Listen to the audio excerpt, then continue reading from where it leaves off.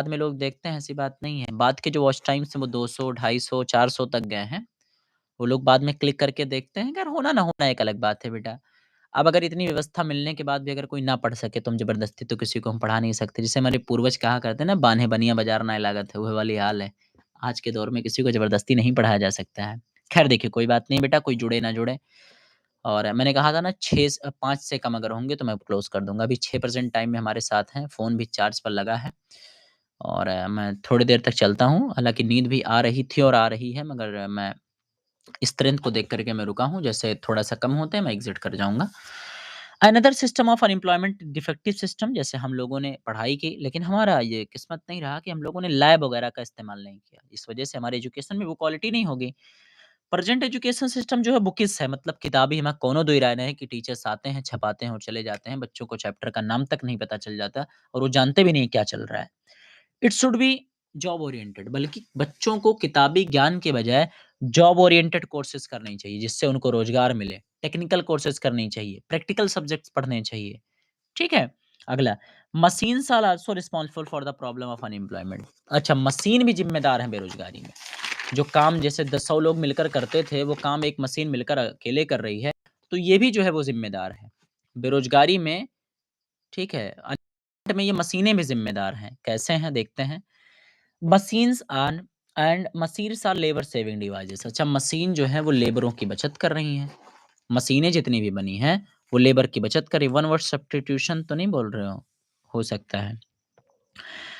The machines are labour saving devices. अच्छा, machine जो है वो लेबर सेविंग डिवाइसेस है। Machines throw thousands of peoples out work. इन मशीनों, हाँ बुसरा मुझे भी लग रहा है बेटा, इनका वही कहना वन वर्ड सब्स्टिट्यूशन जो है। चलिए मैं उस पर भी आऊँगा, कल की क्लास में हम लोग डिस्कस करेंगे वो चीज़ें।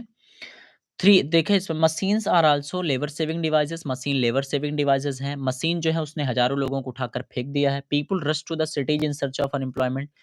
लोग रोजगार की तलाश में शहरों की तरफ भागते हैं। The result is that, result ये है, cottage industries which provide the employment to the many are vanishing. छोटे-छोटे जो उद्योग हैं वो कई लोगों को रोजगार प्रोवाइड करते थे, वो खत्म हो रहे हैं।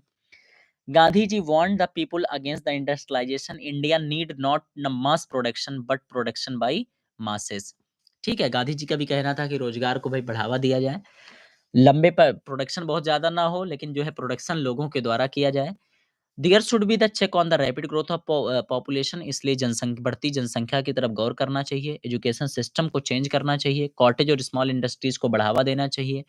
गवर्नमेंट ने जो है, गवर्नमेंट इस प्रॉब्लम से फुली अवेयर है, लेकिन टेक्निकल वोकेशनल कोर्सेज जो है वो कॉलेजेस में अब सिखाए जा रहे हैं। आप जब कभी भी ग्रेजुएशन वगैरह में जाएंगे तो आपको टेक्निकल कोर्स सिखाया जाएगा, वोकेशनल कोर्स सिखाया जाएगा, जैसे ट्रेनिंग का, योगा का, जिम ट्रेनिंग का। ये सारे कोर्सेज आपको आगे चल कर के सिखाए जाएंगे। कुकिंग का, ब्यूटिशियन का, जो आपकी फोटोग्राफी का, वीडियो एडिटिंग का, ये सारी चीज़ें आपको अगर अच्छे जगहों से आप रेगुलर पढ़ के करते हैं तो ये चीज़ें आपको सिखाई जाएंगी प्रेजेंट टाइम में। अगला है, तो रैपिड ग्रोथ को चेक करना चाहिए, एजुकेशन सिस्टम को चेंज करना चाहिए, कॉटेज स्कूल को बढ़ावा देना चाहिए, टेक्निकल एजुकेशन को प्रमोट करना चाहिए। Irrigation and multipurpose projects are increasing. सिंचाई के लिए और कई सारी चीज़ों के लिए मल्टीपर्पज का इस्तेमाल करना चाहिए।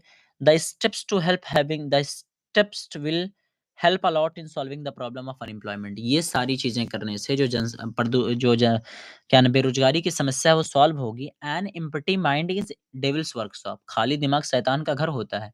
मतलब कोई इंसान सब तैयार बैठा होकर कोई काम नहीं, तो दुनिया भर के करप्शन वहीं से बढ़ा था। जब बेरोज़गारी होती है ना, तो बेरोज़गारी से ही चोरी, रेप, मर्डर, ठीक है, स्नैचिंग, ये सारी चीज़ें होती हैं, क्योंकि इंसान को पैसा चाहिए, वो बगैर पैसे के नहीं जी सकता, उसको अपनी ज़रूरतें पूरी करनी है।